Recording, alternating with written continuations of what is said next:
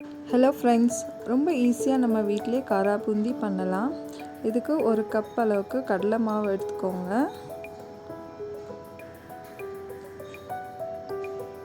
நல்லா கொஞ்சமாக தண்ணி ஊற்றி கலந்துகிட்டே இருங்க. ரொம்ப திக்காக இருக்கணும். முதல்ல தண்ணி அதிகமாக சேர்த்துட்டோன்னா மாவு ரொம்ப தண்ணி ஆகிடும். அதுக்கப்புறம் எண்ணெய் காஞ்ச உடனே எண்ணெய் ஹை ஃப்ளேமில் வச்சுக்கோங்க. பூந்தி பொரிக்கிற ஒரு கரண்டி வச்சுட்டு அதில் ஒரு கரண்டி மாவு எடுத்து ஊற்றி இந்த மாதிரி நல்லா தேய்ச்சி விட்டிங்கன்னா எல்லா இடத்துலையும் பூந்தி ஈவனாக விழும் எண்ணெயில்.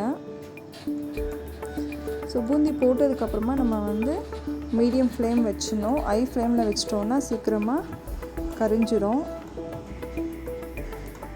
அதோட பபிள்ஸ் சத்தம் அடங்கினதுக்கப்புறமா இந்த மாதிரி லைட்டாக கலரி கொடுங்க.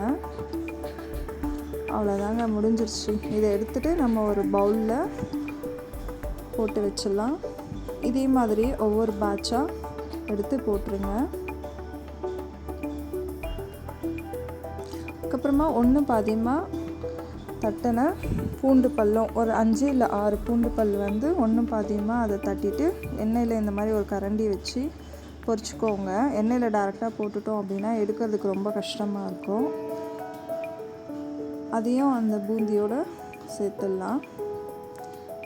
நெக்ஸ்ட்டு வேர்க்கடலையும் கொஞ்சம் சேர்த்துக்கோங்க. உங்களுக்கு நிறைய வேர்க்கடலை போட்டால் பிடிக்கும் அப்படின்னா நிறைய கூட நீங்கள் போட்டுக்கோங்க.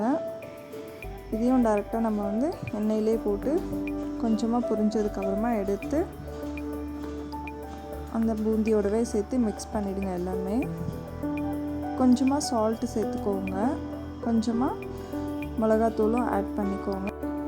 இது நல்லா மிக்ஸ் பண்ணிக்கோங்க. அவ்வளோதாங்க, நம்மளோட காரா பூந்தி ரெடி ஆகிடுச்சு.